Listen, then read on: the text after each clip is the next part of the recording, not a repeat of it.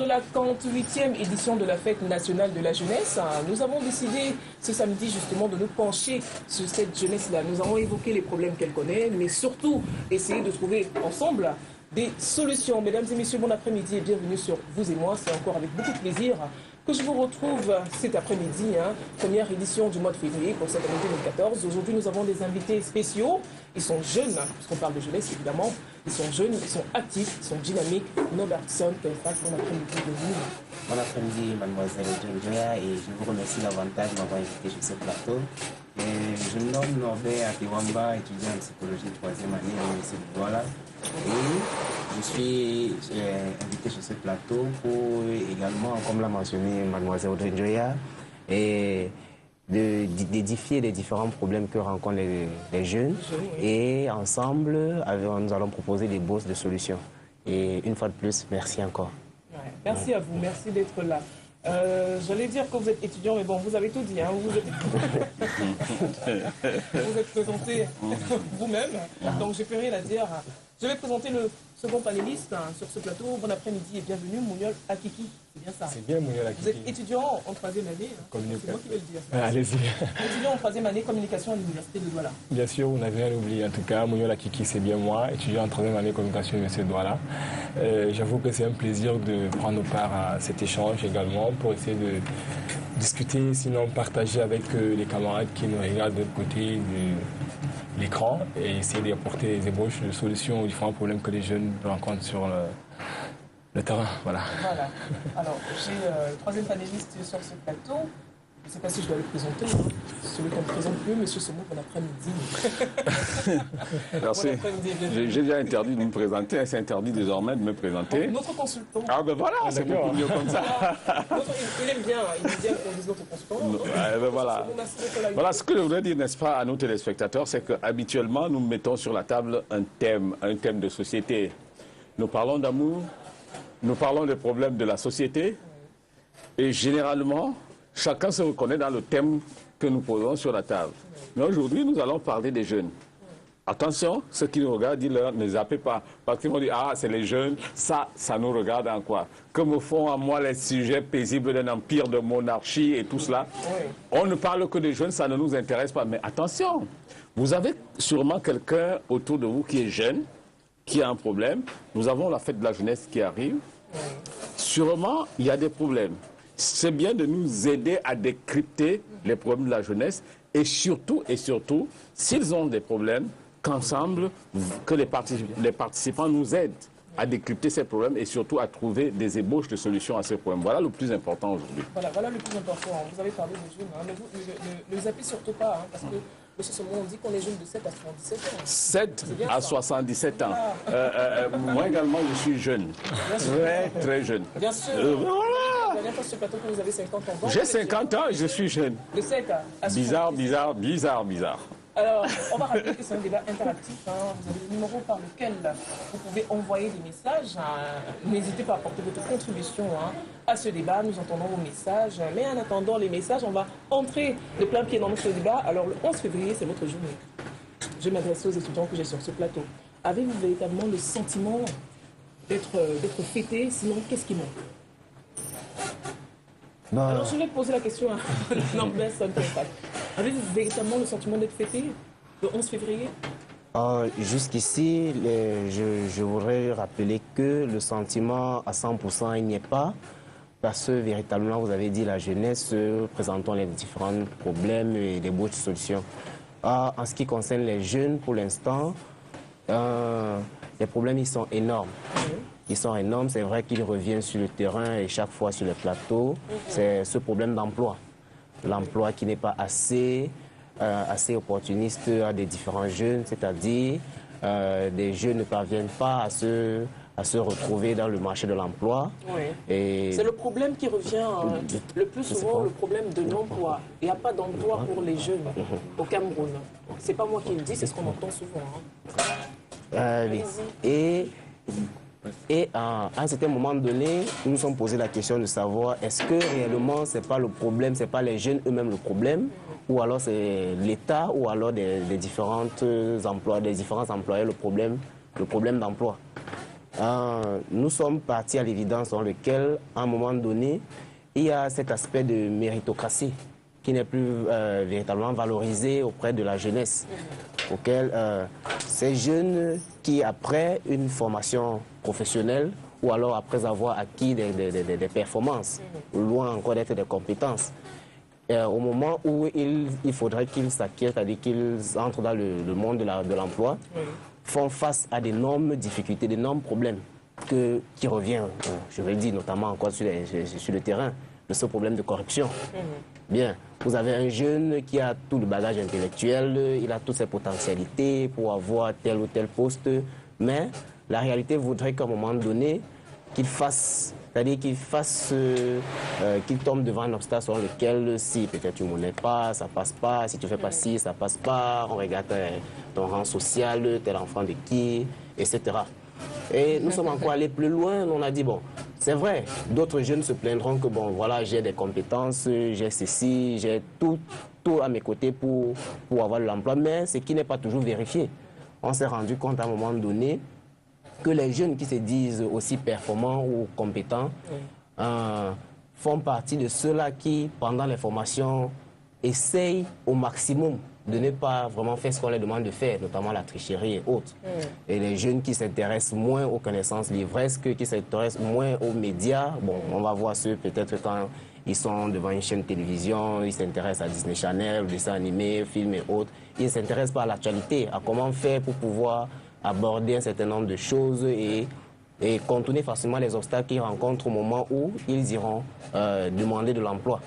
Bon, alors, on va revenir à vous, hein, Norbertson Kempfak. On va donner la parole à Mouniol Akeki. Je vais vous reposer la même question. Avez-vous le sentiment d'être fêté le 11 février? Sinon, qu'est-ce qui manque? Avant le sentiment d'être fêté le 11 février, je dirais pour ma part, en partie, quelque part, oui. Parce que s'il s'agit de la fête, bon, les jeunes participent bien évidemment à la fête parce qu'on a le défilé qui prend encore très souvent au petit matin. Et puis à la fin de la journée, on a je veux dire, la fiesta qui s'installe. Mais je pense que le problème, il est plutôt ailleurs. Le problème, il est ailleurs en ce sens qu'on devrait commencer par davantage éduquer la jeunesse à la raison même du 11 février. D'où parle le 11 février? C'est quoi le 11 février en fait? Parce qu'on a le sentiment, personnellement, j'ai le sentiment de ce que dès le bas âge, quand l'enfant va à l'école primaire, on lui dit voilà, le 11 février, tu vas... Quand moi j'étais à l'école primaire, on s'habillait en blanc, on va défiler. Après le défilé, on rentre à la maison, on ne sait pas trop pourquoi on a défilé, mais bon, on a quand même défilé. Et puis c'est de génération en génération que ça perdure. Et vous allez essayer d'interroger sur le terrain, vous vous rendrez compte que moins de jeunes savent effectivement pourquoi on célèbre le 11 février. C'est quoi le 11 février? On parle de Fête nationale de la jeunesse, mais pourquoi la Fête nationale de la jeunesse? Beaucoup ignorent même le thème. Justement. Parce que chaque année, il y a un thème. Mais vous allez poser la question à un jeune, c'est quoi le thème de cette année? Il va vous dire. Justement, alors, si on balance sur ce sentiment-là, je dirais que non, nous ne sommes pas célébrés, nous ne sommes pas fêtés. Donc voilà un peu, en une phrase, ce que je pourrais apporter dans ce sens. Voilà. Alors, M. Somo, sur le plan purement sociétal, à quel niveau peut-on placer les jeunes? Est-ce un maillon sur lequel une nation peut s'appuyer pour parler d'émergence économique ou tout simplement développement?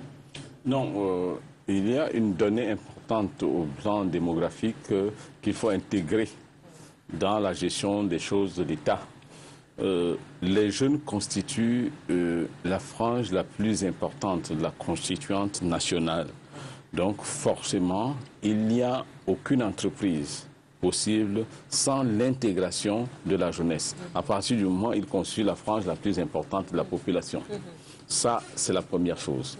Maintenant, pour ceux qui nous regardent dans la diaspora et un peu partout ailleurs, ils peuvent bien se poser la question, quand on dit 11 février, ailleurs, ça ne dit rien à personne. Mais il faudrait bien circonscrire la chose et dire qu'au Cameroun, le 11 février, c'est un moment d'arrêt important, pour un moment pour lequel... un moment qu'on consacre aux jeunes, à la jeunesse. C'est le moment de poser sur la table les problèmes qu'ils rencontrent. C'est le moment de poser, d'esquisser des solutions et de les projeter à l'avenir. Voilà la thématique. Bon, maintenant, chaque année, donc le 11 février, il y a un thème qui est posé et qui est donné par la plus haute hiérarchie de l'État pour que des jeunes y réfléchissent. Le patriotisme, cette année, c'est sûrement la donnée importante, mais en tout cas, au plan sociétal, comme tu as dit tout à l'heure, il n'y a rien d'envisageable sans intégration de la frange de la jeunesse et l'émergence. L'émergence à l'horizon 2035. 2035, c'est pratiquement dans 20 ans. Oui. J'ai l'impression que les gens ne s'en rendent pas compte. On a l'impression que c'est... Oui, dans 20 ans, ça veut dire que ces jeunes, ouais. Ces jeunes que j'ai en face de moi, je les vois, ils sont autour de 20 ans. Bon, dans 20 ans, c'est des gens qui auront 40 ans. Ça veut dire que nous autres qui avons 50 ans, nous aurons 70 ans. Oui.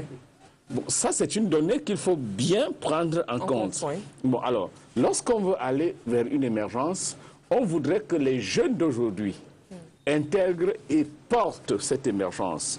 Ils doivent porter cette émergence sur le plan moral.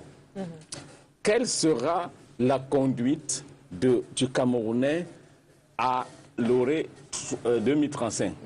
Comment se comportera-t-il? Au plan moral, comment au plan économique? Quel sera son confort au plan économique? Oui. Est-ce que c'est quelqu'un qui sera doté d'un véhicule, il aura une maison où il vivra?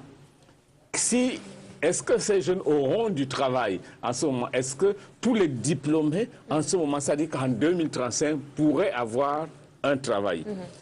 Est-ce qu'il y a énormément de questions en fait qui sont sur un certain point de vue ce qu'on pourrait dire c'est des questions prospectives. Donc je crois que fondamentalement au plan sociétal, comme tu as dit, aujourd'hui se conçoit 2035. Et les jeunes d'aujourd'hui seront les adultes de 2035. Et qui devront transmettre à ceux qui viendront à ce moment-là et qui seront très jeunes, ce que eux, non seulement ce qu'ils auront hérité, mais ce qu'ils auront fait pour que ces jeunes qui arriveront à ce moment-là puissent connaître une certaine extase, c'est-à-dire qu'un certain accomplissement. Ils pourraient dire, nos aînés ont fait tout ce qu'il fallait pour qu'aujourd'hui, nous soyons des êtres heureux et accomplis. Voilà le problème en 2035. On sait que vous avez votre mot à dire. Au regard de l'environnement actuel, avez-vous le sentiment d'être pris en compte, Norbertson Kenfak? Bien sûr, madame. Et plus que prise en compte, si vraiment j'avais le mot placé à cet endroit. Plus que prise en compte, puisque quand déjà en ce qui me concerne, en faisant état de mon parcours dans tous les milieux où je me suis intégré, j'ai senti cette envie de ceux ou des adultes qui étaient de vouloir nous tenir la main et à l'avenir, pour moi, d'être à leur place, de nous autres jeunes, de pouvoir les remplacer valablement. Et dans ce sens où ils ne se lassaient pas, ils ne cessaient pas chaque fois de nous donner plus qu'ils avaient reçu. Et nous disaient, bon voilà ce qui vous concerne, voilà dans quelle mesure vous pouvez faire pour améliorer, pour innover ou pour vous en sortir davantage. Donc, vraiment, laissez-moi, je reviens encore à ce que j'ai dit, s'il y avait plus que valoriser, vraiment c'est le thème que j'emploierais. Alors, en ce qui concerne les autres, simplement, j'en sais pas, et je vais juste m'appuyer sur mon domaine, dans mon domaine, et notamment à l'université où je suis, où des différents problèmes, quand un jeune pose un problème qui naturellement doit avoir une solution, dans les heures ou dans les jours qui suivent, selon la procédure, selon la priorité et la rapidité du problème, il est rapidement pris en compte. Alors là, vraiment, je me sens, à partir de là, je peux dire, nous jeunes, on doit se sentir vraiment accompagnés. Nous sentons vraiment pris en compte. Nous ne nous sentons pas lâchés. Lésés. Oui, lésés. Est-ce que nous sommes pris en compte? Je dirais si, nous sommes pris en compte. Il faut noter que lorsque un enfant naît, il a tout un processus à suivre.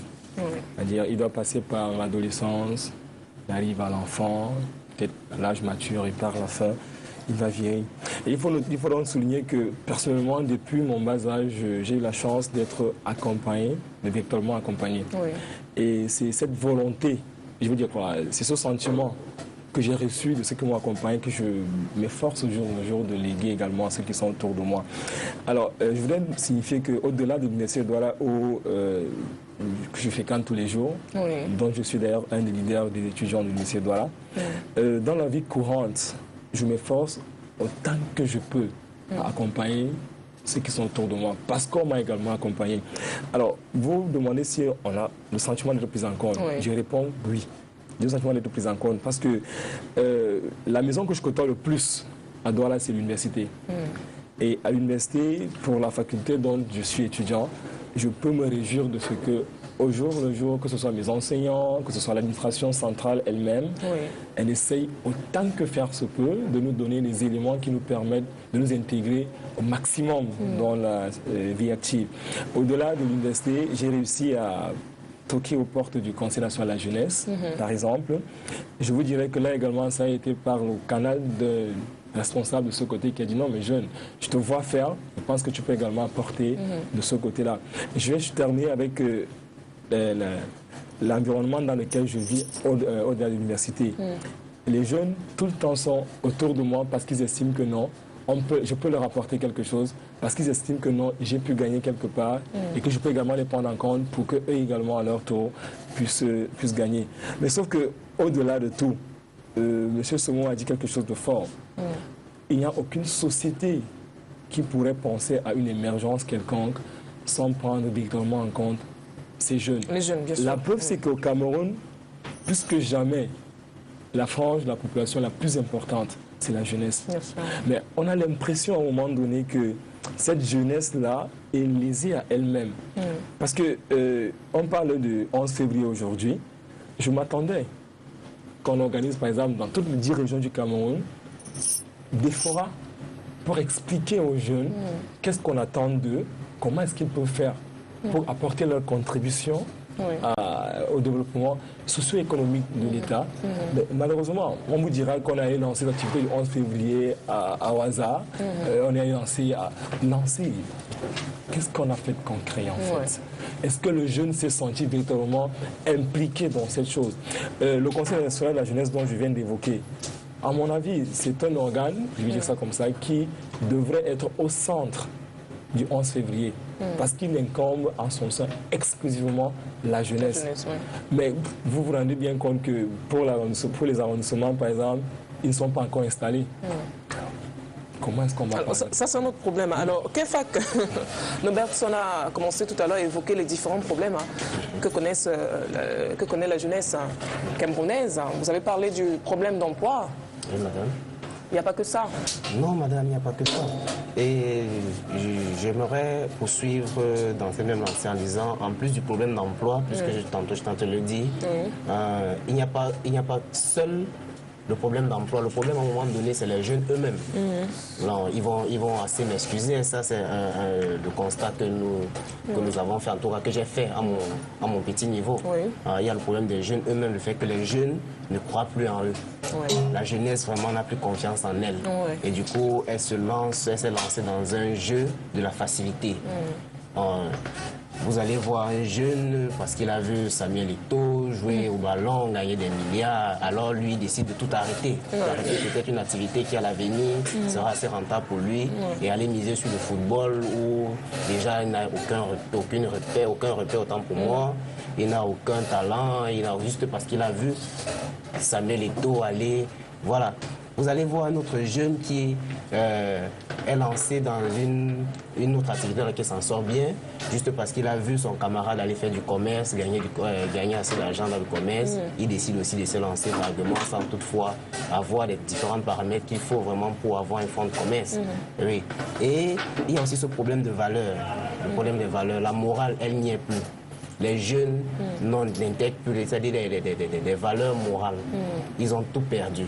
Alors, tu vas voir un jeune, on va lui dire, bon, voilà, à un moment donné, voilà ce qu'il faut faire pour avoir tel, voilà ce qu'il ne faut pas faire pour avoir tel, mais il va dire, nous, on s'en fout de cela, ça n'entre plus dans le jargon contemporain. Il faut vraiment faire la rate pour rapidement s'en sortir et autres.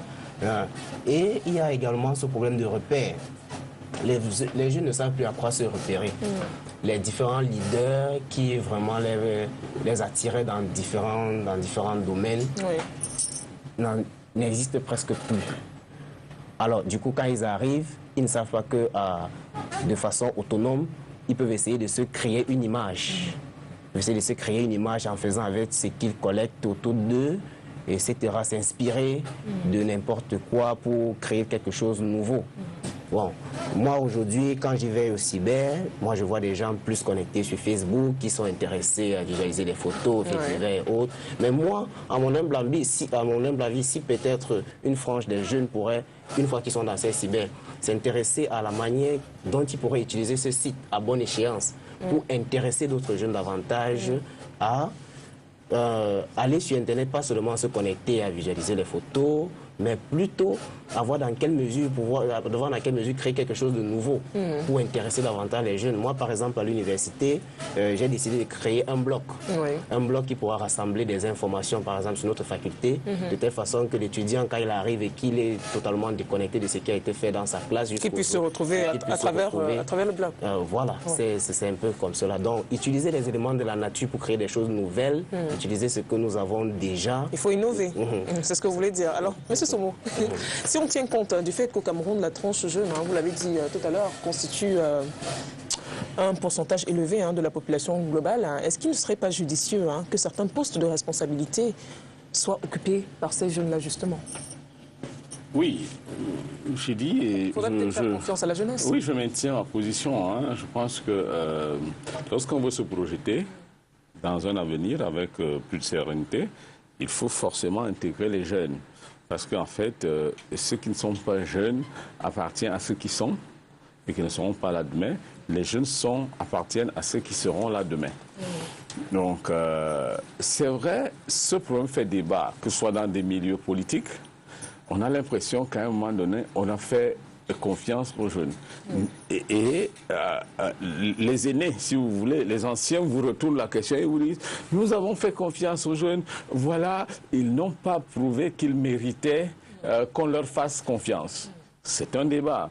Bien, est-ce qu'on leur a fait suffisamment confiance? Est-ce qu'on a été suffisamment patient pour que les responsabilités qui leur ont été attribuées ou qui leur ont été décernées sont arrivées à leur terme? Non. Je crois que il faut, pour notre jeunesse, qu'un véritable débat se pose et que l'on tienne en compte les valeurs véritables de ces jeunes. Et que par ailleurs, et ça je disais à certains de mes étudiants, je disais, quand vous entrez dans un amphithéâtre de 100 étudiants, ils sont tous jeunes, vous regardez au finish, vous ne trouverez là 5 ou 10 qui véritablement vont épouser la logique de l'émergence. Parce qu'une émergence suppose des sacrifices. Le véritable problème, c'est lui qui a soulevé. Versant dans la facilité, manque de sacrifices, des jeunes ne peuvent donc pas inspirer la confiance, c'est-à-dire être ceux à qui on devrait confier un certain nombre de responsabilités. Vous allez dans une salle de classe de 100 étudiants, vous posez une question toute simple. Au sortir du cours de tout à l'heure, qu'allez-vous faire?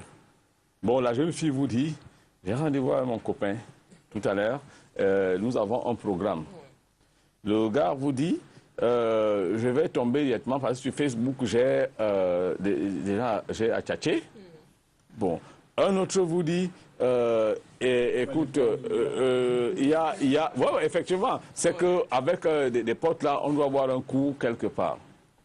Je leur ai posé la question, combien d'entre vous, au sortir d'ici, vont essayer de savoir, dans le plus proche hôtel La Place, est-ce qu'il y a un débat, est-ce qu'il y a une communication qui s'y trouve et où vous allez apprendre. Combien d'entre vous vont aller au centre culturel d'à côté pour essayer de prendre 1-2 livres et y découvrir la connaissance? Combien d'entre vous vont aller rencontrer des personnes qui leur inspireront des connaissances pour bâtir le Cameroun de demain? Non. À partir de là, il n'y a que très peu qui vont émerger. Mais au plan qualitatif, pour qu'une société émerge, il faut que la sélection démontre qu'on a une fine fleur, on a une crème qui soit suffisamment dense au plan quantitatif pour créer davantage au plan qualitatif, n'est-ce pas, une masse émergente. C'est ça le vrai problème. Les jeunes d'aujourd'hui ont ce problème qu'on voudrait leur confier des responsabilités. Mais est-ce qu'ils méritent ces responsabilités? Quels sacrifices ils font pour mériter ces responsabilités? Non, on ne va pas confier à la jeunesse des responsabilités par devoir. C'est-à-dire que du fait qu'ils soient jeunes, il faut qu'on leur confie la responsabilité. Il faudrait qu'il y ait une démonstration de ce qu'ils soient capables d'assumer. On ne confiera pas à cette nation, on ne pourra pas confier cette nation et cette république à des jeunes qui n'auront pas démontré qu'ils sont capables d'hériter la nation. C'est-à-dire qu'on ne va pas aller à l'aventure. Non, ce n'est pas parce que vous avez tchatché sur Facebook. Peut-être, M. Fomo, il faudrait déjà leur confier un peu plus de responsabilité, les responsabiliser, on va dire. Peut-être que ça changera un peu. Voilà un jeune. Ça changera un peu les choses. Il a dit de façon claire que il est passé des responsabilités que l'université lui a données à une autre forme de responsabilité au niveau du Conseil de la jeunesse. Je voudrais quand même me poser combien, comme lui, ont pu franchir cette étape? Combien, comme lui, se sont posés des questions fondamentales sur le mérite qu'ils ont à être jeunes et assumer les responsabilités? Voilà la problématique. En fait, il y a très peu, vous voulez dire qu'il y a très peu de jeunes qui sont comme Mouniol, Akiki, qui sont comme sur ce plateau. Ils sont là. C'est un problème d'éducation à la base. Un peu.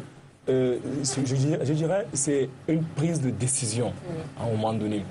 Et Monsieur Soumou, vraiment, excusez-moi, mais je dirais que tout le monde, tous les jeunes n'ont pas cette capacité de prendre en main. Prendre des initiatives. Voilà, prendre des initiatives. Ce qui m'amène au Conseil national de la jeunesse, moi, c'est simplement que je veux comprendre. Je suis curieux, en fait. On a parlé du Conseil national de la jeunesse, ça fait 3 ans aujourd'hui. Mais en fait, c'est quoi le Conseil national de la jeunesse? Puisqu'on n'en parle pas trop, en fait. Je vous assure que ceux qui nous écoutent à l'heure qui est, vous tendez le micro là tout à l'heure, vous leur demandez c'est quoi le Conseil national de la jeunesse? À 90%, ils vous diront je ne sais pas. Mais moi, j'ai entendu dans les coulisses et je suis parti. Mais en fait, je dis, le problème, c'est l'éducation à la base. Est-ce que les jeunes sont suffisamment informés? Attends, qui doit informer les jeunes? Justement, en fait, c'est ça.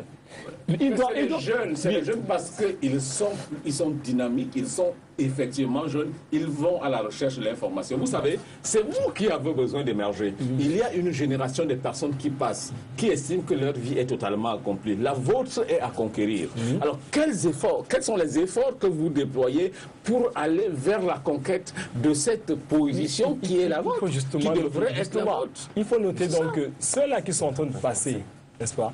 Vraiment, j'ai le net sentiment qu'à un moment donné, sont à la retention de ce que nous devons avoir par la suite. Et le camarade parlait tout à l'heure de l'insertion. Il a parlé de l'emploi qui n'est quasiment pas facile à avoir et autres.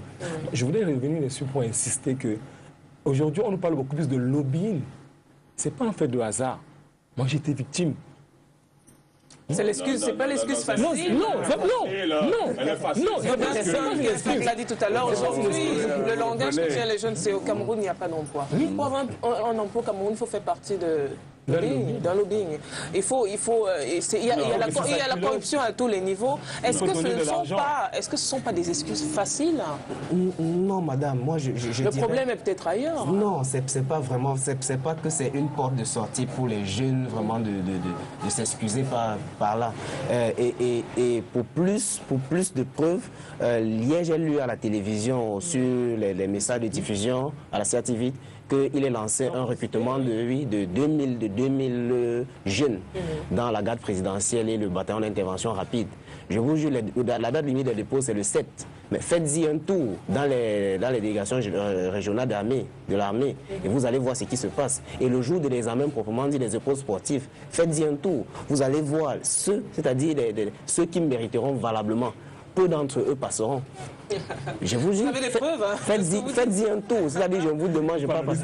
Faites-y un tour. Vous avez participé? À la limite, c'est le 7 février. Affirmation. Faites-y un tour. C'est en février, ça n'a pas encore eu lieu. C'est en février et vous verrez. On a un troisième invité qui nous a retrouvés sur ce plateau. Mademoiselle Bitokok, qui est étudiante aussi. Hein. Nous avons beaucoup plus de jeunes sur ce plateau cet après-midi. Évidemment, on parle de jeunesse. Je le dis encore. Bon après-midi, bienvenue. Merci d'être là malgré le retard. Merci, madame. Désolée pour le retard déjà. Je suis mademoiselle Bitolo Madeleine Arlette Betty, étudiante en OGA 2, FI1, à l'Institut universitaire de technologie de Douala. Voilà. Et tout récemment, j'ai été élue présidente, c'est-à-dire déléguée de l'association des étudiants de mon école. D'accord. Alors aujourd'hui, on parle de jeunesse, évidemment, hein, des problèmes qu'on a la jeunesse. Que vous inspire ce thème, hein, ce sujet, jeunesse au Cameroun? Justement, en fait, en plus de la jeunesse, la fête de la jeunesse, vraiment, c'est un très grand thème, très grand et bon thème, parce que la jeunesse aujourd'hui a assez de problèmes, vraiment. Parce que nous avons, par exemple, la souscription des jeunes, ou ce problème d'emploi. Parce qu'à chaque fois qu'on demande à un jeune... Toujours l'emploi. Toujours l'emploi, toujours. C'est le problème majeur de la jeunesse. Parce que quand on demande à un jeune, quand tu ne travailles pas, il nous dit, il nous parle de gérontocratie, je veux dire. Voilà. Ce problème où on trouve toujours des vieux dans des entreprises. Bon, tu te demandes pourquoi. Or, ces jeunes sont diplômés, ils ont des expériences assez professionnelles, mais ils n'arrivent pas à s'imprégner dans une entreprise. Surtout s'ils n'ont pas de relation. Pourquoi ils n'arrivent pas à s'imprégner dans une entreprise, comme vous le dites? C'est de ça qu'on parlait justement il y a quelques minutes. Vous êtes un peu en retard. Pourquoi donc? Peut-être parce que les jeunes n'ont pas prouvé qu'on peut leur faire confiance. En fait, tout simplement. On va la laisser, c'est elle qui a la parole. On va la laisser terminer, après vous allez prendre la parole. Allez-y. Voilà, en fait, sur ce point-là, le jeune, il dit quoi? Il dit qu'il ne sait pas en fait pourquoi il n'est pas. Certainement, je vais revenir sur le point du professeur, du monsieur, qui disait la dynamisation du jeune en fait. Parce qu'il y a peut-être ce problème-là, parce que le jeune ne montre pas tellement qu'il est dynamique. Voyez? Il ne montre pas les preuves qu'il est pour, alors qu'il est capable de s'initier, capable d'être, je ne sais pas comment dire. La jeunesse aujourd'hui est peut-être un peu trop attentiste, hein, c'est-à-dire qu'elle attend qu'on fasse tout pour elle, et elle-même ne se bouge pas en fait. Peut-être que c'est là le problème. Soyez un peu honnête sur ce plateau. Est-ce que ce n'est pas ça le problème? Vous attendez qu'on fasse tout pour vous? Non, je ne suis pas d'accord. Et après, vous voulez qu'on vous confie des postes de responsabilité? Je voulais dire justement à ce sujet que il y a un problème de formation qui s'oppose à un moment donné. Parce que j'ai eu la chance, par exemple, de participer au forum universitaire d'entreprise qui s'est tenu en octobre dernier au JICAM. Et pour la plupart des chefs d'entreprise, ils n'ont plus besoin des jeunes qui vont arriver en entreprise et se faire former. Ils ont besoin de prêt à l'emploi. Or, le jeune, s'il faut prendre le cas de l'université de Douala, par exemple, le jeune qui va à l'université de Douala, je suis désolé, la seule formation qu'il a acquise est une formation théorique. Il a appris à lire, il a appris à écrire à un moment donné. Il n'a pas les connaissances réelles que l'entreprise demande, par exemple. Le jeune qui sort pour la faculté des lettres et sciences humaines, par exemple, il sort de la faculté des lettres et sciences humaines. Il va postuler à un poste à, je ne sais pas, je vais dire n'importe quoi, là, sans pousser bien sûr dans une entreprise de la place. Dans une entreprise de la place. Oui. On va lui demander là-bas, qu'est-ce que tu sais faire? Ça, c'est la question qui revient toujours et toujours. Qu'est-ce que tu sais faire? Et à cette question, il y a peu de jeunes qui ont des réponses. Peu de jeunes ont des réponses souvent parce qu'en réalité, la formation qu'elles ont acquise sur le terrain ne répond peut-être pas à un moment donné à la demande sur la formation acquise à l'école, ne répond pas à la demande à l'entreprise. Or, ce qu'il faut noter, c'est que ceux qui sont en entreprise, pas au moins à leur tour, avaient eu la chance d'être accompagnés. Non, vous n'êtes pas accompagné. Vous les jeunes, c'est bien ça? Non, écoutez, Audrey. Avant d'y revenir, je voudrais dire à mon fils que faut faire très très attention. Aujourd'hui, on est parti d'un système qui formait pour intégrer l'entreprise à un autre système, celui qui voudrait que l'entreprise donne ou, si je veux, dessine le profil et qu'au niveau des institutions universitaires, là où vous êtes, n'est-ce pas, que ce profil soit conçu et réalisé. C'est pourquoi le JICAM, le dernier forum a eu lieu au JICAM. Vous, les jeunes, c'est qu'il faudrait quelque part que vous soyez non seulement attentifs, mais que vous soyez suffisamment expressifs. Expressifs en termes de dire, voici ce que sont nos attentes. Vous n'allez pas demander à ceux qui ont déjà une situation privilégiée de réfléchir à votre place et de revendiquer à votre place. Combien de forats ont été organisés par des jeunes pour dire désormais, voici ce que les entreprises nous réclament. Et aux institutions universitaires, nous voulons avoir une formation d'un tel profil parce que c'est ça qui nous est exigé. On est parti d'un système classique. Vous savez, les universités avant, vous savez ce qui se passait, la faculté des sciences économiques, c'était plein de monde, la faculté de droit, c'était plein de monde, la faculté de lettres, c'était... Mais aujourd'hui, on est passé à côté des attentes véritablement des entreprises. Et vous, les jeunes, qui avez des aspirations pour émerger, c'est à vous de poser les problèmes au niveau de vos institutions universitaires qui sont ceux que vous rencontrez au sein des entreprises. Vous avez de la chance qu'aujourd'hui, les aînés que nous sommes, faisons tout ce que nous pouvons pour que les formations... Oh, écoutez, la réforme universitaire a consacré ce qu'on appelle la professionnalisation des enseignements. Vous n'allez pas le redire sur ce plateau. La professionnalisation, ça me suppose le dessin d'un profil qui soit suffisamment concordant avec des entreprises. Et ça, c'est au profit des jeunes. Posez-vous ces questions. Organisez-vous vous-même. Ne méritez pas, non, n'héritez pas ce que vous ne méritez pas. Et pour le mériter, il faudrait vous battre. Et c'est ce combat qui n'existe pas et ce que nous voulons décrire. Vous ne vous battez pas suffisamment pour mériter cela. C'est de ça qu'il s'agit. Parce que c'est toujours pareil. Chaque fois que j'ai rencontré des gens sur le plateau, non, on nous forme pour qu'on aille souffrir dans l'entreprise, on nous forme. Mais attends. Oui, on vous forme. Qu'est-ce que vous-même, vous voulez? Allez ailleurs, partout au monde, vous allez constater que des jeunes sont suffisamment... Le Conseil national de la jeunesse, puisque vous voulez qu'on en parle, a dévié complètement... Ce conseil était là pour proposer les véritables problèmes de la jeunesse. Aujourd'hui, à peine intronisé, moi j'en connais, corrompu parce que chacun d'eux se voit déjà le ministre de la jeunesse. Tel autre se voit ceci, tel autre voit ça. Mais vous avez laissé de côté les problèmes véritables qui sont les vôtres. Et vous voulez que nous autres, qui sommes aînés, enfin je me place dans la position d'aînés, nous autres aînés, nous battions à votre place. Moi, j'ai mon pain quotidien. Mais si vous ne vous battez pas pour avoir le vôtre, ne m'accusez pas de ne rien faire pour vous. C'est cela, monsieur. C'est ça qu'il s'agit, mes enfants. Qui dit que la main qui donne, c'est elle qui commande, vous le savez. En fait, en entreprise, il y a un autre problème qui se pose. On parle de l'expérience professionnelle. Vous êtes un jeune, vous sortez de l'université, on vous demande 5 ans d'expérience professionnelle. Vous les avez prises où? Par exemple. C'est un problème réel. Il n'y a pas que ça. Hein. Il y a des entreprises où on recrute des personnes, des jeunes à peine sortis de l'université. Donc, il y a certaines entreprises et certains postes pour lesquels on veut des personnes qui ont de l'expérience. Il a lu la bande passante qui disait 2000 jeunes vont être recrutés dans les forces armées. Oui. Et je vous dis pas seulement dans le BIR et la garde présidentielle, mais il y a déjà dans l'armée officielle. Il y a la gendarmerie également. Voilà, gendarmerie et autres. Mais attends, combien d'années d'expérience? On a demandé l'expérience professionnelle. Combien d'années d'expérience on vous y a demandé? On n'ira pas sur ce sujet-là. On va rester dans le monde de l'emploi. Je vais poser la question à la demoiselle qui est sur le plateau. Alors, au Cameroun, vous pensez que... Je ne vais pas poser la question aux autres, hein, parce que je connais déjà la réponse. Ils ont été assez clairs là-dessus. Au Cameroun, c'est ouvert ou assez fermé, l'emploi? Madame, je dirais plus ou moins ouvert. Parce que...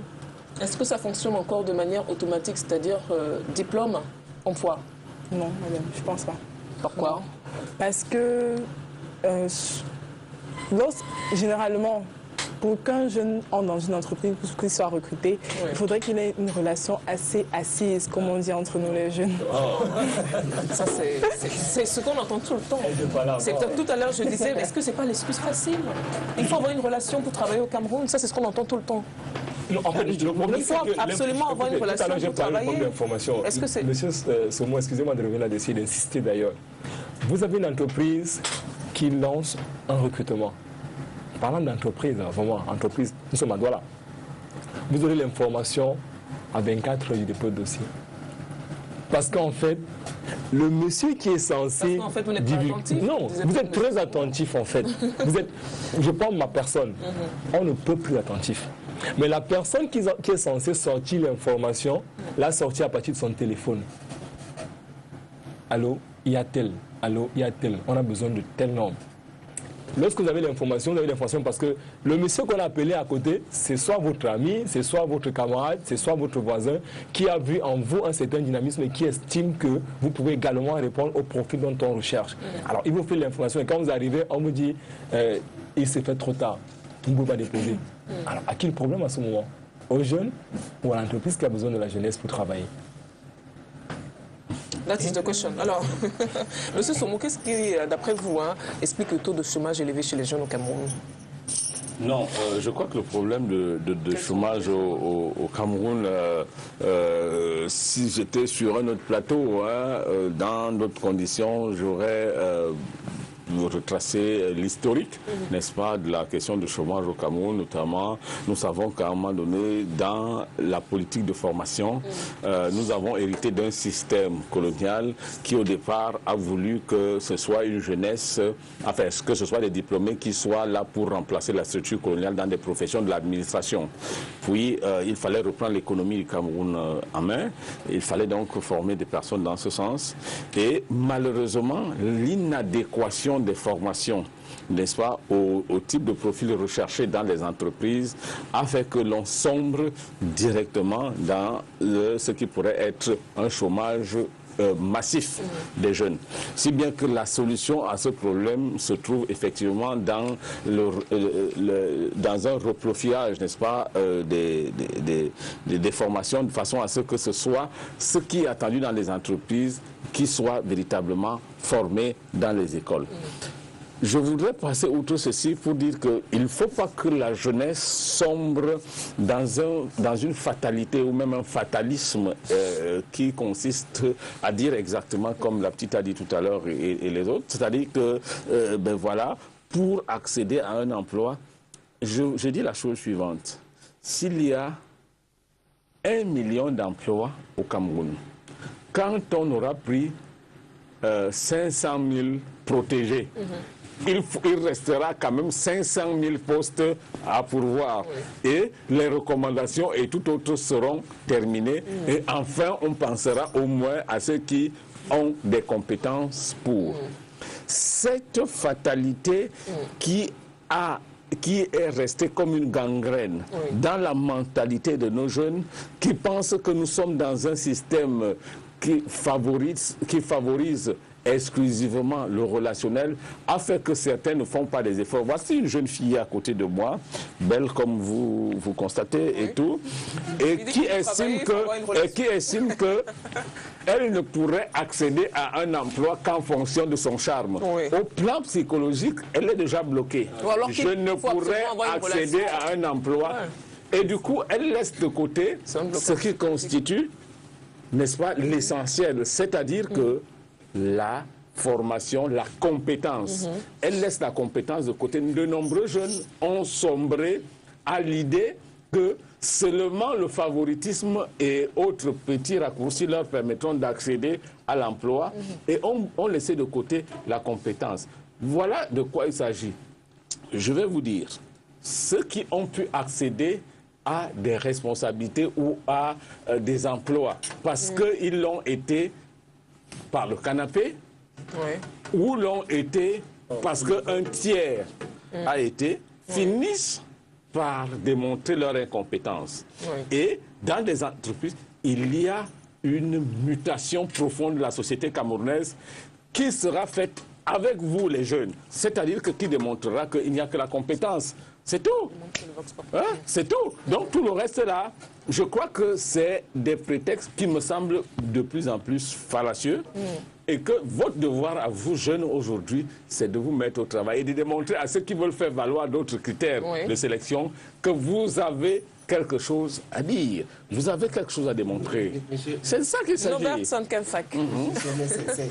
vrai que là, vous avez raison, mais laissez-moi vous dire que nous ne tirons pas sur les autorités administratives ou sur les entreprises assez. Laissez-moi vous rappeler que nous voulons juste que ceux qui sont assez compétents ou alors qui prouvent qu'ils seront, c'est-à-dire qu'ils représenteront valablement les postes dans lesquels on les placera, qu'ils soient considérés pas en partie mineure, c'est-à-dire qu'ils soient considérés en général. On a peut-être 10 personnes qui sont compétentes et à peine 2 qui passent. Moi, j'ai été admis à l'école normale d'ingénieur de l'enseignement général et je vous assure, même un seul 5 francs, je n'ai pas déboursé. Mais par la suite, très bien, c'est bien. Je n'ai pas déboursé. Non, nous ne venons pas tirer sur vous assez. Nous disons, nous vous demandons juste, en tout cas, nous demandons juste peut-être à l'État ou aux entreprises de considérer de façon générale s'il y a 10 places peut-être pour un poste et qu'il y a 10 personnes qui répondent vraiment aux compétences, que tous les 10 personnes soient prises en compte, parce que le souci majeur, que ce soit de l'État ou de l'entreprise, c'est de voir développer ou d'améliorer le taux de productivité.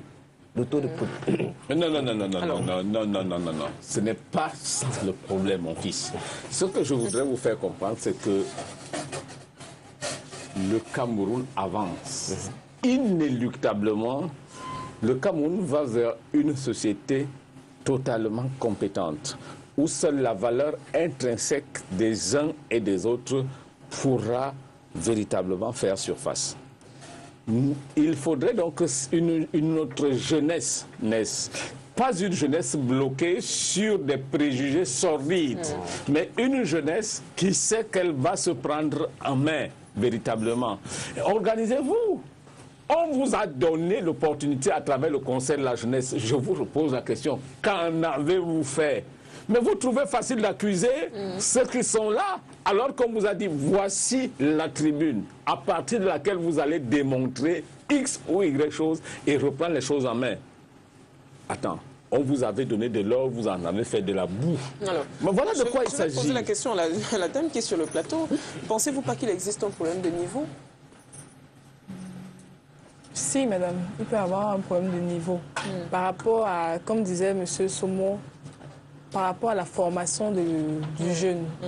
Parce que tout le monde n'est pas formé, n'est pas bien formé en fait. Vous savez qu'il y a des jeunes qui disent toujours, qui se plaignent, je veux l'emploi, je veux tel poste, mais n'est pas apte à assumer les responsabilités qui sont attribuées à ce poste-là.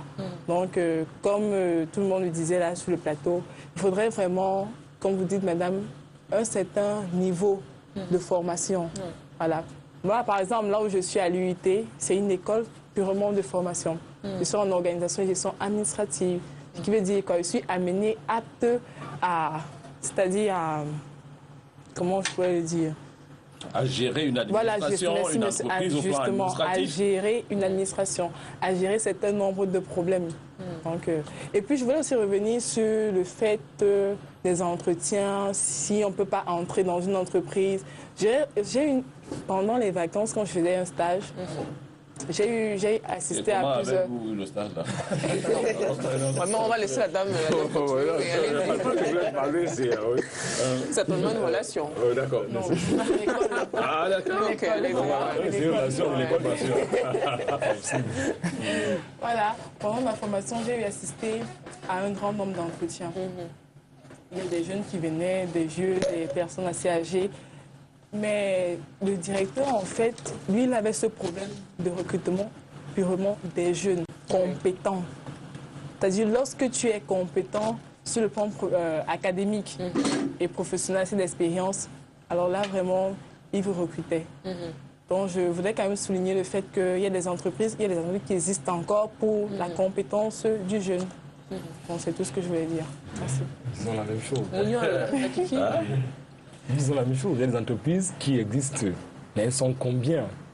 Non, c'est pas comme ça le problème. Non, pas des petits. En fait, ce que je voulais dire, c'est que Tout à l'heure, je l'ai dit, je reviens juste dessus pour vous signifier que personnellement, je vous assure, vous ne pouvez pas imaginer jusqu'où je peux arriver et je peux traîner également pour qu'on puisse ouvrir une porte qui semble être verrouillée. C'est dit que le problème, c'est que la jeunesse, à un moment donné, devrait apprendre à se prendre effectivement en main. Je ne voudrais pas avoir en face de moi une jeunesse qui va croire à tout bout de chemin qu'il faudrait absolument que ce soit l'administration qui fasse ci ou qui fasse ça. D'ailleurs, j'ai eu la chance d'avoir un ami au Nigeria qui me disait, au Nigeria, quand on dit recrutement en fonction publique, les gens n'y vont pas. On n'y va pas pourquoi? Parce qu'en fait, ce n'est pas là-bas qu'on va trouver du bonheur, puisqu'on croit au Cameroun que c'est la fonction publique qu'on va trouver du bonheur. Plutôt, il me fait savoir que de ce côté, on est orienté vers une auto-formation, je veux dire quoi, un auto-emploi. Ok. Au-delà de l'auto-emploi, on est orienté vers les entreprises. Moi, je pense qu'il fallait donc qu'on ait suffisamment d'âme, qu'on soit suffisamment outillé pour qu'on réussisse à s'auto-employer. On a, par exemple, le gouvernement a mis par exemple en place plusieurs programmes. Le PIAZI, le PAGER-U, ne sais que les deux là. Où en sommes-nous aujourd'hui avec ces programmes? Pourtant, c'était des programmes pilotes porteurs, vraiment porteurs, qui auraient pu accompagner une bonne frange de la jeunesse à s'auto-employer. Et si ce projet avait été suffisamment mené à bien, je ne pense pas qu'on aurait eu 70 000 pour 25 000 à la fonction publique par la suite. Non. Alors, vous vous êtes présenté tout à l'heure comme des leaders. Alors, qu'est-ce que vous faites concrètement pour tirer les jeunes qui vous entourent? En ce qui me concerne, déjà de mon côté, je vais rappeler que je fais psychologie 3e année. Au niveau de mon département, aussitôt que nous avons une information concernant soit la résolution des problèmes sur le plan académique ou la résolution d'un problème peut-être dans un plan assez, comment je vais dire, relationnel et autres. Nous essayons, en tout cas ce qui me concerne, j'essaie de rassurer aux jeunes que la solution ne viendra pas forcément des autorités administratives. À un moment donné, le problème, c'est nous-mêmes. Je m'excuse pour ceux des étudiants qui me regardent actuellement. Vraiment, je veux partir sur un simple fait. Voilà, un enseignant a donné un devoir. Il vous a dit, le devoir, je le récupère dans 3 jours et ça sera sur 30 pages.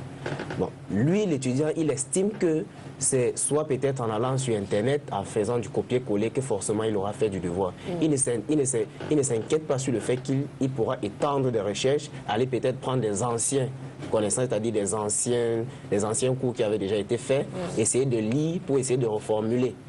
Bon, lui, il ne prend pas tous ces paramètres en considération. Alors, de l'autre côté, plus que la possibilité n'était pas donnée à tout le monde de s'inscrire, par exemple, à l'Institut français, moi, j'avais eu cette chance d'aller rapidement le faire par l'intermédiaire d'un camarade qui m'a donné de l'argent. Il a dit que, tiens, je te trouve assez dynamique, alors vas-y, fais-le quand tu as des petites informations de bouquins assez intéressants, reviens, tu nous as donné. Alors, chaque fois que j'y allais, je revenais dire que, bon, par rapport au devoir que tel enseignant a donné, je suis sûr qu'en parcourant ce livre ou ce bouquin, vous trouverez une solution qui va davantage intéresser l'enseignant et qui, à travers cela, vous reconnaîtra comme assez compétent, assez utile ou cet étudiant qui demain on pourra valoriser. Donc c'est un peu dans ce sens-là. Chaque chose que je trouvais qui pourrait être utile, je l'ai donné qui malheureusement, vous m'excusez davantage, malheureusement n'exploitait pas assez. La dernière fois encore, on a eu un enseignant que je remercie beaucoup, le Dr Cham, qui nous a donné un bouquin de 73 pages. À résumer, ça parlait de l'intervention dans les organisations et les entreprises. Alors, moi, à mon humble avis, j'ai essayé de voir, j'ai dit, bon, concrètement, les jeunes, vraiment, ils souffrent. Il y a des personnes qui se battent assez pour avoir leur gagne-pain et du coup, ça ne sera pas facile pour un étudiant de cumuler assez de temps pour lire le document, le résumer, le saisir, puisque c'était la consigne à tenir, le résumer, le saisir et puis l'imprimer, qui était déjà d'ailleurs coûteux. Alors, je me suis mobilisé comme je pouvais. Puisqu'il n'y avait pas assez de volonté, moi je l'ai fait saisir rapidement. 73 pages, je leur ai demandé, faites-moi parvenir vos adresses e-mail par l'intermédiaire du mien. J'ai plaqué le mien, dit, faites-moi parvenir vos adresses e-mail, je vous fais suivre le document, vous le lisez, vous le reformulez et faites attention au copier-coller, bien sûr. Puisque le document il est en numérique, c'est trop facile que vous le lisez, c'est bien facile que vous reformulez directement dans une machine et du coup vous épargnez, je les épargnais des saisies, puisqu'à l'université il faut remarquer, saisie, impression, vraiment ce sont des choses qui sont assez coûteuses. Et maintenant par la suite, vous vous rapprochez de l'association des étudiants que nous sommes, ensemble on va voir dans quelle mesure on pourra vous faire des réductions, vous venez juste avec des formats, avec le matériel qui est en place, on pourra le faire et c'est comme ça. Donc, ça, c'est ce que vous faites à votre niveau. Vous avez cité quelques exemples. Alors, parlons à présent du monde rural. Le secteur rural ou agricole est pour l'heure au Cameroun un creuset d'opportunités. Mais on a comme l'impression que c'est un secteur qui est lésé par la jeunesse au Cameroun. Vous êtes déjà arrivé de penser à faire carrière dans l'agriculture? C'est vrai que Non, je vais commencer par la dame, après je vais donner la parole aux deux hommes sur le plateau. Vous êtes-il déjà arrivé de vouloir faire carrière, de penser à faire carrière dans l'agriculture? Non, pas. Non, pas mal. c'est terrible. Pourtant, on a vu c'est un creuset d'opportunités au Cameroun. Très certainement, Mais pas l'agriculture. Non, pas C'est l'agriculture. un secteur lésé, je dirais même snobé par les jeunes. Hein. Oui, c'est vrai, parce que... C'est On va parler d'agriculture à un jeune. Et il va vous dire non, je ne peux pas faire dans l'agriculture. Je travaille dans une grosse boîte, dans une banque, dans une... Non, je prends le contre-pied pour dire que tout à l'heure, quand j'évoquais le Nigeria, en fait, c'était pas un fait de hasard. C'est pas un fait de hasard. Ce que je voulais dire par là, c'est que l'agriculture est un secteur très porteur, en fait. Je n'ai même pas de mots pour qualifier ce secteur. Parce que je voulais d'abord revenir sur votre question. Qu'est-ce qu'on fait à notre niveau en tant que leader? Au-delà de l'Université de Douala, je m'investis plus à l'extérieur. D'accord. Vous me ramenez un peu en arrière. Allez-y. Je m'investis plus à l'extérieur, par exemple en sensibilisant la jeunesse de mon quartier sur le problème de l'insalubrité. Oui. La ville de Douala... Qu'est-ce que vous faites? Vous allez de maison en maison? Vous faites Non, quoi? pas maison en maison. On a une association dans mon quartier où on se retrouve constamment, une fois par semaine, le samedi soir, où on pose sur la table un thème sur lequel on débat et on arrête des directives pour la semaine qui suit. Et au sortir de là, on décide très souvent le dimanche matin de faire le tour du quartier. Audrey, s'il te plaît. Mais ce que je vais dire sur l'agriculture... S'il te plaît, mon fils, je voudrais dire, je ne lui coupe pas la parole, mais je voudrais tout simplement dire que les problèmes des jeunes ne se trouvent pas dans les investissements humains au quartier. Les problèmes des jeunes... Non, laisse-moi terminer, mon fils, après je te remets ta parole par l'intermédiaire Non. En réalité, vos problèmes ne se situent pas dans l'investissement humain. Allez dégager tout commande, Panda et Noubel, rendez, ça n'aura pas résolu les problèmes. Vous allez contribuer à rendre la ville propre, oui. Vous avez des responsabilités qu'on vous demande. Je vais vous donner une ou deux statistiques. Je suis universitaire, je sais de quoi je parle. On lance le concours de l'école normale supérieure 1-7 de Douala. Vous avez à peu près 10 000 candidats. 10 000 candidats. Pourquoi vous avez 10 000 candidats? Ceux qui y réussissent sont d'office intégrés dans la fonction publique. Vous lancez un concours d'un autre établissement, l'IUT par exemple, où elle est, vous avez 1200 candidats contre 10 000 de l'autre côté. Parce qu'ici, il faudrait acquérir la formation, ensuite se mettre en situation d'auto-emploi ou alors rechercher un emploi. Vous avez affaire ici à une jeunesse de poltron. En réalité, une jeunesse de poltron qui veulent tous les chemins de la facilité et ne veulent rien entreprendre. C'est-à-dire que la culture entrepreneuriale n'a aucun sens ni aucune valeur. J'ai une illustration parfaite. Voici une étudiante en face de vous. Et ça, comme ça, pendant qu'on discutait là, vous avez utilisé l'agriculture comme un des métiers. Je lui ai dit, c'est sale? Elle me dit, oui, c'est sale. C'est-à-dire, en fait, vous avez là stéréotypé très logiquement cette jeunesse de fainéants qui, en réalité, ne croit pas qu'elle peut ou qu'elle a le devoir de construire une nation sur la base de ce qui est réellement existant. L'agriculture, aujourd'hui, à une époque des plans quinquennaux et autres, a constitué le creuset du développement d'une nation.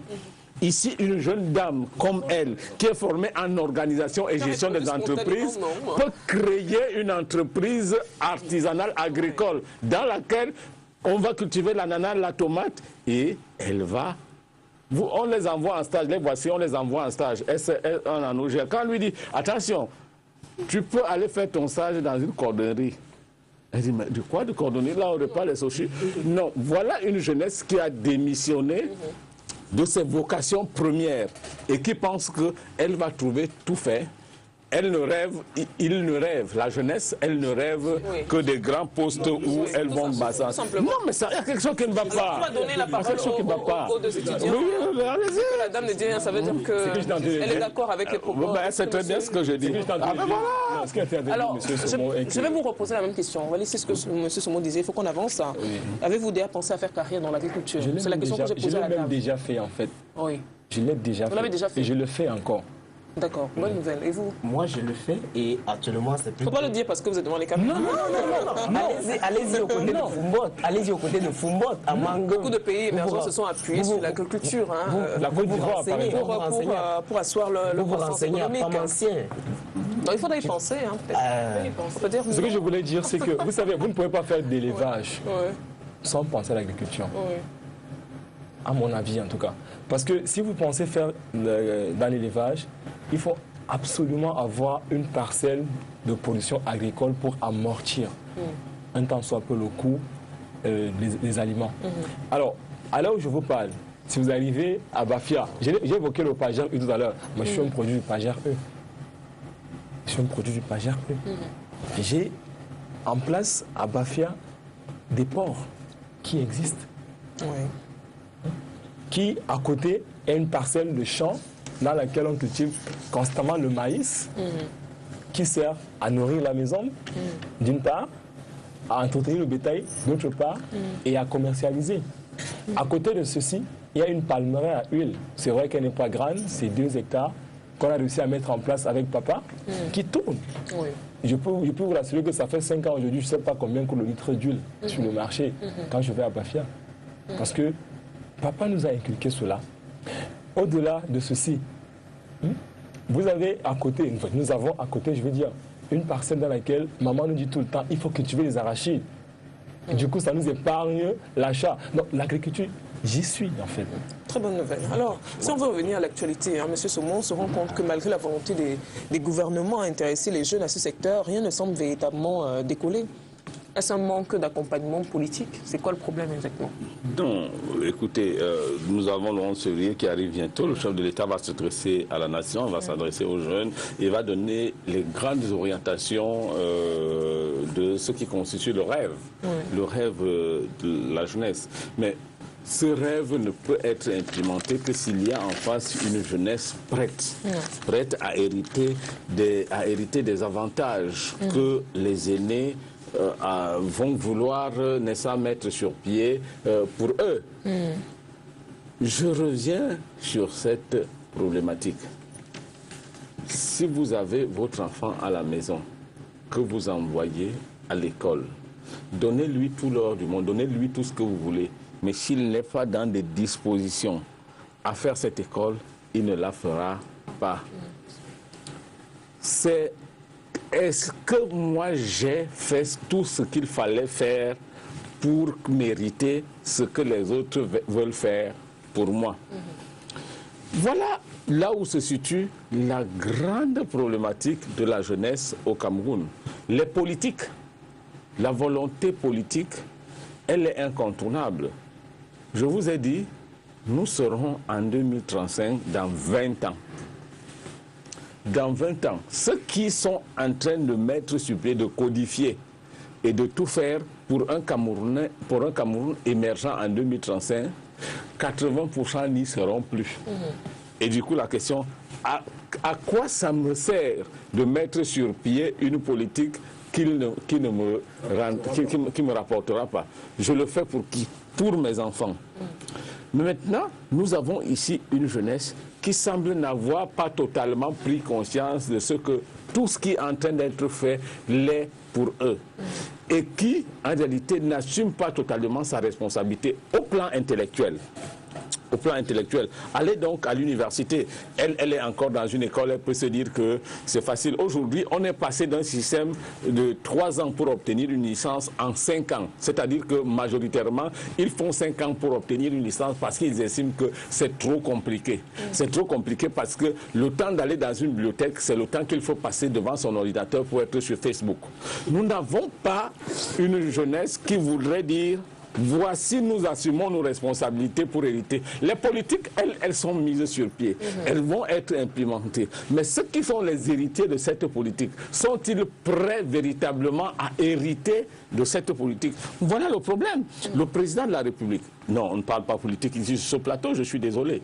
Enfin, la nation, quant à elle, parce que chacun de nous est, nous autres qui avons cet âge, sommes un père, une mère, quelque part, et tout ce qui fonde notre existence, c'est dans la fierté de savoir qu'il y a des personnes qui vont hériter de demain.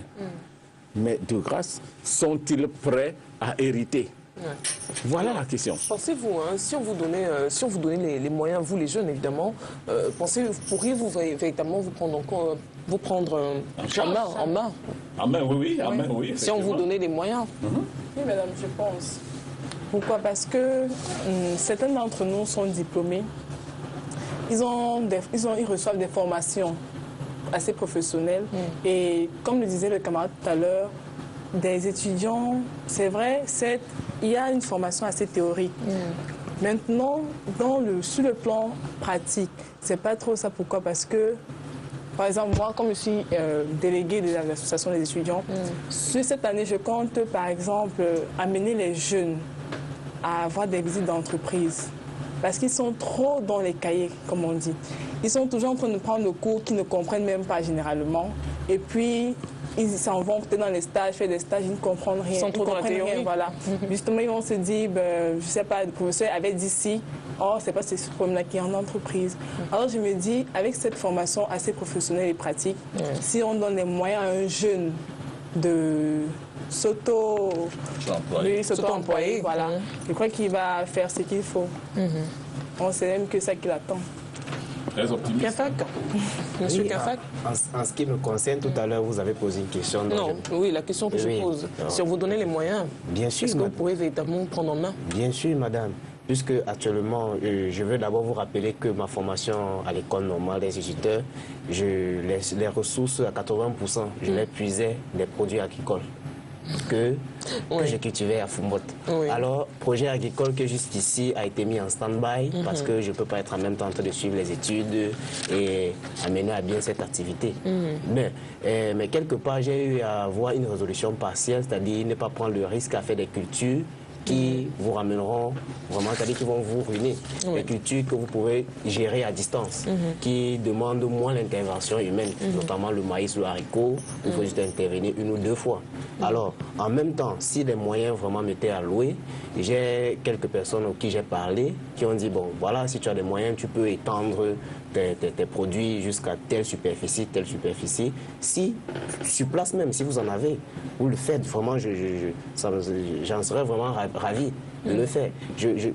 Directement avec la petite association, en tout cas avec les petits jeunes qui m'ont déjà vu à l'œuvre dans le 10 quartiers, ça sera une mini-entreprise que je mettrai en place. Vous êtes étudiant en psychologie, troisième année. Vous êtes étudiant en psychologie, 3e année. Docteur Cham, que vous avez évoqué tout à l'heure, à tout moment pourrait prendre sa retraite. Docteur X, docteur Y. Ce que madame semble vouloir vous demander, est-ce que vous êtes prêt à assumer la responsabilité de la psychologie d'un Cameroun demain si l'occasion vous était donnée? Ça, c'était c'est de ça qu'il s'agit. Très bien. Ça, c'était en particulier. Bon, maintenant, en ce qui concerne la psychologie, déjà, dans quelques jours, nous mettrons en place une association. C'est mercredi. Vraiment, je vais reposer la question. Je parle des jeunes en général, mais je ne parle pas de vous. Parce que vous donnez beaucoup d'exemples personnels. Alors, si on vous donnait les moyens, vous les jeunes en général, pourriez-vous prendre véritablement en main, pas vous, mais les jeunes. On va généraliser parce que vous revenez beaucoup, pas vous. Les jeunes, vous pensez, si on vous donnait les moyens, vous pouvez véritablement vous prendre en main les jeunes? Je ne prends le risque de dire non. Oui, pourquoi non? Justement, j'aime de prendre le risque de dire non, parce que tout à l'heure, dans ses propos, M. Saumon a évoqué le terme patriotisme, qui serait le thème central du thème de la jeunesse, le 11 février prochain. Alors, j'ai eu envie de prendre le risque de dire non pour dire que justement, ce sentiment de patriotisme n'existe plus, ou presque, en les jeunes. Et du coup, si on leur donnait, alors si on nous donnait ces moyens, comme vous dites, tout de suite, je crois que les rues de Ange-Raphaël seront bondées tous les soirs parce qu'il va falloir qu'on aille prendre une bière. Parce qu'on n'a pas véritablement encore pris conscience de cette responsabilité qui nous incombe. Vous n'êtes pas encore véritablement responsable. C'est ce que M. Soumo semblait dire tout à l'heure. On a quelqu'un en ligne. Allô, bonsoir. Oui, bonsoir, madame. Comment vous appelez? Je m'appelle Moumi Moïse. Oui, vous voulez apporter votre contribution à ce débat? On vous écoute? Oui, oui. Je suis ingénieur diplômé d'État. Oui. Je viens tout juste de sortir de l'école. Oui. Et je suis en cours. Vous allez comme excusez si je n'ai pas venu. Alors. Lorsqu'on dit que jusqu'à mon temps, c'est complètement irresponsable. Parce que parmi nous, il y a des jeunes qui veulent vraiment et qui ne sont pas encadrés suffisamment. Vous lancez les buts. Donc le gouvernement pour chaque année. Ils forment des gens, ils forment des jeunes. Mais qu'est-ce qu'ils font après pour orienter ces jeunes-là pour qu'ils aient des emplois, même si on est diplômes professionnels, qui ne peuvent pas s'insérer dans la fonction publique? Est-ce qu'ils mettent la pression aux entreprises pour recruter les jeunes qui sortent des écoles? Ceux qui sortent des instituteurs, des infirmiers, tout le reste, même les jeunes étudiants qui sont là, est-ce qu'ils sont sûrs que lorsqu'ils sortiront des écoles, ils auront un emploi? Vous avez parlé du projet X. On nous demande, non, maintenant, je fais partie du bureau communal, pas du projet X, je voulais parler du Conseil national de la jeunesse. Je fais partie du bureau communal du Conseil national de la jeunesse. On nous demande de contribuer pour organiser la fête nationale de la jeunesse dans notre commune. Alors que, si les partis, on nous dit que le gouvernement devrait nous donner une certaine quote-part pour organiser les activités de la jeunesse. Alors, est-ce que la force substantielle de l'État est suffisante pour orienter les jeunes dans la responsabilisation, dans l'implication de la gestion des affaires de l'État? Ok. Ça sera tout? Que le monsieur qui est là, qui nous fait dire réponse, qui nous dise un peu. Il va répondre à votre question, monsieur. Ne vous inquiétez pas, justement. Je comptais lui donner la parole. Il va essayer d'apporter une réponse à votre interrogation. Merci pour votre contribution. Selon le téléspectateur qui vient d'appeler, il n'y a pas d'accompagnement politique. Et le gouvernement devrait mettre la pression aux entreprises pour pouvoir recruter les jeunes. Êtes-vous d'accord avec Oui, d'abord, je voudrais dire que je ne peux pas traiter les jeunes de totalement irresponsables. Je traite une frange de la population, une catégorie de jeunes irresponsables et sûrement poltrons qui ne prennent pas suffisamment d'initiative pour s'intégrer. D'abord, le monsieur qui nous appelle, il faut le féliciter. Il a déjà au plan professionnel un profil et logiquement devrait être intégré, n'est-ce pas, d'une façon ou d'une autre. Enfin, l'État, dans ses missions, devrait lui faciliter les possibilités d'intégrer ou d'accéder à un emploi. Parce que c'est ce qu'on reproche aux jeunes, de ne pas faire des formations qui correspondent aux besoins réels de l'entreprise. IDE, infirmier diplômé d'État, c'est ce qu'il a dit, je crois, si je ne me trompe pas. Dans ce Cameroun, on sait très bien combien nous avons besoin de ces infirmiers quelque part. C'est-à-dire que sans que l'État ne fasse quoi que ce soit, lui, il a déjà son parcours qui est tracé. Mais il devient malheureux pour lui s'il veut absolument intégrer une structure de l'État. Et c'est ce que je disais tout à l'heure, c'est-à-dire que les gens veulent intégrer l'État pour les salaires minables, alors qu'en réalité, il a un potentiel nécessaire pour s'investir, qu'il aille quelque part où il peut être véritablement utile sans forcément être dépendant de l'État. Le terme de pression sur les entreprises, non, l'État ne peut pas faire la pression pour les entreprises. L'État doit créer des passerelles pour que les entreprises qui utilisent ces jeunes, qui ont le profil puissent l'être. Une fois de plus, je reviens dessus, notre jeunesse dans sa totalité n'est pas totalement irresponsable, mais je dis il y a une frange de notre jeunesse qui attend que l'État fasse tout pour eux et eux-mêmes ne se mettent pas dans des dispositions de mériter ce que l'État doit faire pour eux ou que l'État a déjà fait pour eux. Voilà. Moi aussi, je vous demandais de qualifier la jeunesse camerounaise. C'est une jeunesse patiente ou une jeunesse pressée? Trop pressée. On va peut-être prendre le téléspectateur. Est-ce qu'il y a quelqu'un en ligne? Fausse alerte, trop pressé. Trop je vais poser la même question aux jeunes qui sont sur le plateau. Oui, justement, jeunesse camerounaise, jeunesse pressée ou patiente? Trop pressé justement, parce que tout à l'heure, je le disais tantôt à la question de savoir si on pouvait se prendre en main. Trop pressé parce que je vous assure qu'à près de 60%, je prends le risque de me prononcer là-dessus, vous donnez les moyens à cette jeunesse aujourd'hui. C'est Facebook qui sera bondé. On va prendre d'abord le téléspectateur qui est en ligne. Allô, bonsoir. Oui, bonsoir, madame. Oui, comment vous appelez? D'accord. Vous voulez apporter votre contribution à ce débat? On vous écoute. Allô? Allô? Oui, je vous écoute, je suis à vous. Non, c'est nous qui vous écoutons. Vous voulez apporter votre contribution à ce débat? On parle de la jeunesse aujourd'hui. Nous sommes à la veille, à quelques jours de la 48e édition de la fête de la jeunesse au Cameroun. Vous êtes en direct, on vous écoute. Hein. En fait, vous avez posé le problème de la jeunesse vis-à-vis de l'emploi au Cameroun. Oui. Moi, je dirais juste c'est déplorable parce que moi-même étant Camerounais, j'ai été obligé de fuir mon pays dû au problème d'emploi. Moi, je suis un restaurateur, cuisinier de profession. Oui. Mais ce que nous vivons dans le monde de l'emploi au Cameroun, c'est déplorable. En fait, je ne veux pas rentrer dans les profondeurs, juste vous faire comprendre que, tel que disaient les jeunes tout à l'heure, les jeunes sont marginalisés dans le milieu de l'emploi.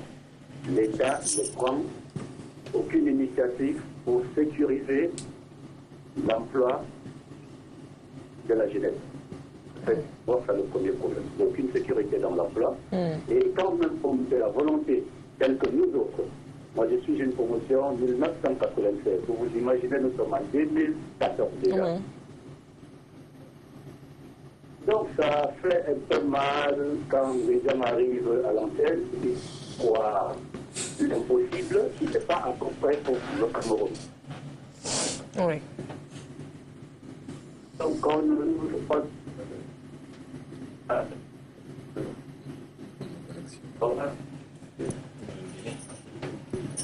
Alors,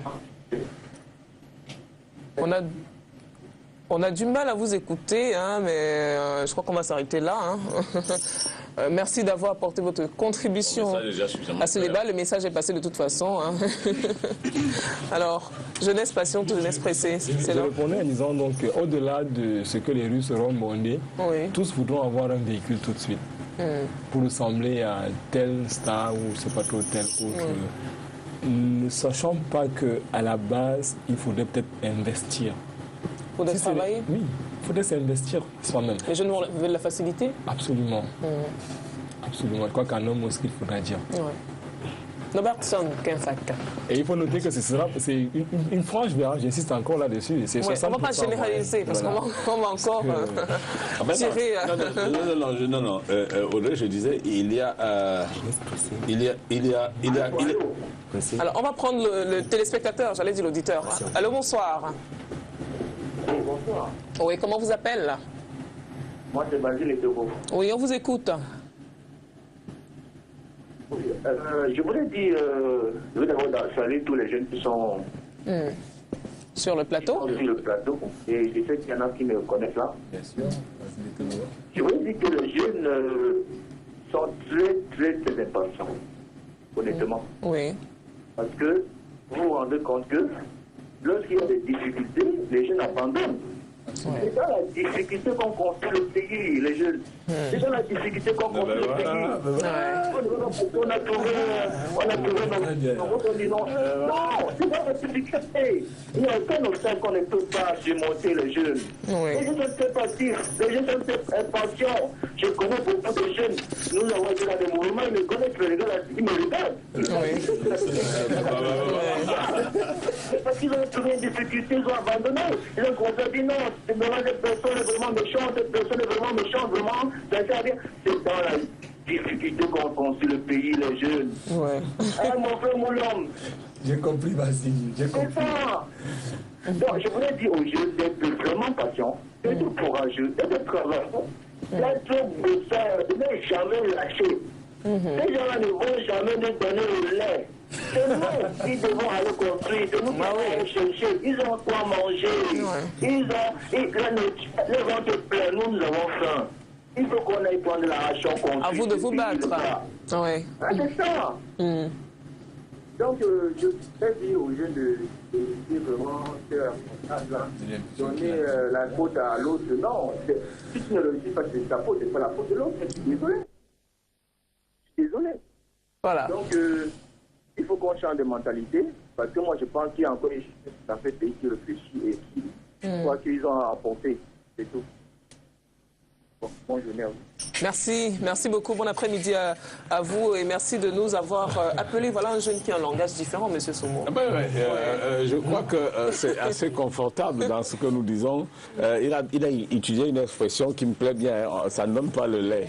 Bon, c'est une façon de dire qu'en réalité, il y a rien de facile. Je disais que il faut se battre. Je vous dis, les jeunes, il y a 30 ans, j'étais comme vous. J'ai réfléchi comme vous. Je me serais croisé les bras. Mais non. Soyez des personnes qui reconnaissent la difficulté qu'il y a en face et la nécessité de se battre pour contourner et surmonter cette difficulté. Il n'émergera de cette société que ceux qui accepteront de se battre. Ceux qui pensent qu'il y a des critères discriminatifs du type canapé, du type favoritisme tribaliste, du type corruption et autres, sont ceux qui vont sûrement... Moi, j'ai reçu un étudiant dans mon bureau, et il vient et dit, monsieur, je voudrais faire le concours d'entrée dans votre établissement. J'ai dit oui. Qu'est-ce qui se passe? Il me dit oui, je suis venu vous voir, mais j'ai allé faire votre dossier. Il me dit non. Papa a dit qu'il faut que vous preniez, je prends votre numéro de téléphone. Je dis, mais attends, votre père a besoin de mon numéro de téléphone. Pourquoi? Parce qu'il voudrait savoir comment ça se passe. Ce comment ça se passe est suffisamment expressif de la forme de corruption morale. Nous voulons changer le monde. Vous décriez cette corruption de la société actuelle. Mais vous vous alignez dans la mentalité de ceux qui sont passés et qui veulent vous entraîner dans cette continuité. Faites donc ce qu'on appelle une révolution morale. La société camerounaise de demain se construira dans une forme de révolution morale. C'est ce qu'on attend des jeunes aujourd'hui. Voilà, et je suppose que ça sera votre mot de fin. C'est mon mot de fin. Une révolution morale. Voilà. La société camerounaise construira une jeunesse digne pour demain. Norbert Sankemfak, votre mot de fin. La jeunesse doit être... Qu'est-ce que vous pouvez dire aux jeunes qui vous regardent? La jeunesse, nous autres jeunes, nous devons être de plus en plus patients, très patients, suivons toutes les étapes, n'essayons pas de sauter les étapes sous aucun prétexte. Allons-y, ceux forcément qui ont réussi aujourd'hui n'ont pas eu cette facilité-là, c'est-à-dire n'ont pas eu du chemin facile à arriver où ils sont aujourd'hui. Alors soyons patients, après eux, certainement, ça sera notre tour. Et alors, cessons de nous plaindre, prenons des initiatives, essayons de nous battre, faisons avec ce que nous avons et armons-nous au maximum. Parce que je suis sûr aujourd'hui que si un chef d'entreprise nous cède, peut-être cède la place à l'un des postulants qui voudrait également intégrer l'entreprise, nous cède, je ne suis pas sûr qu'on sera assez outillé pour répondre à la demande ou peut-être pour faire face aux différentes difficultés que le chef d'entreprise lui rencontre. Donc, soyons suffisamment outillés, ne nous livrons pas à la facilité et mettons le maximum de chances de notre côté pour une jeunesse prospère. Mouniola Kiki, votre mot de fin. Oui, mon mot de fin, moi je dirais d'abord, je vais saluer Basile parce que c'est un aîné que je connais très bien, qui est d'ailleurs passé au Conseil national de la jeunesse. Je crois que c'est dans ce sens qu'il me reconnaissait sur ce plateau également. Et pour dire avec lui que le chemin n'est vraiment pas facile. Il ne sera d'ailleurs jamais facile parce que, ne dit-on pas, le chemin de la gloire est toujours périlleux. Donc il faudrait que nous réussissions au maximum à comprendre combien ce sera difficile, sinon très difficile, à pouvoir marquer le pas et à parvenir. Mais seulement, on y arrivera d'une manière ou d'une autre. Voilà. Votre mot de fin. Je dis à la jeunesse vraiment de persévérer. Parce que c'est vrai, on est jeune, mais il faut être patient. On est formé pour aller en entreprise et prouver ce qu'on sait faire en fait. Voilà, il faudrait montrer à l'entrepreneur qu'on est prêt, c'est-à-dire qu'on est capable de faire ce qu'il nous demande de faire. Donc c'est déjà comme on essaie de promouvoir ce dynamisme-là en nous, qu'on croit en nous en fait, parce qu'on ne croit plus en nous. Comme le disait tout à l'heure le camarade, c'est facile, tout le monde trouve facile d'aller voir un directeur, il dit tiens monsieur voici le dossier et tout, mais ça ne se passe pas comme ça. Et il faudrait vraiment essayer de bosser assez dur parce que lorsqu'on bosse pour un travail qui est vraiment difficile, vraiment, je crois qu'on l'obtient avec bravoure. Donc, c'est tout. Merci. Alors, merci d'être venu cet après-midi. Kienfac, Mouniola Kiki et la dame. Monsieur Somo, merci d'être là comme d'habitude. On se retrouve la semaine prochaine dans ce même studio lorsqu'il sera 13h. D'ici là, portez-vous bien. Bon week-end à tout le monde et surtout, pas d'excès. Au revoir.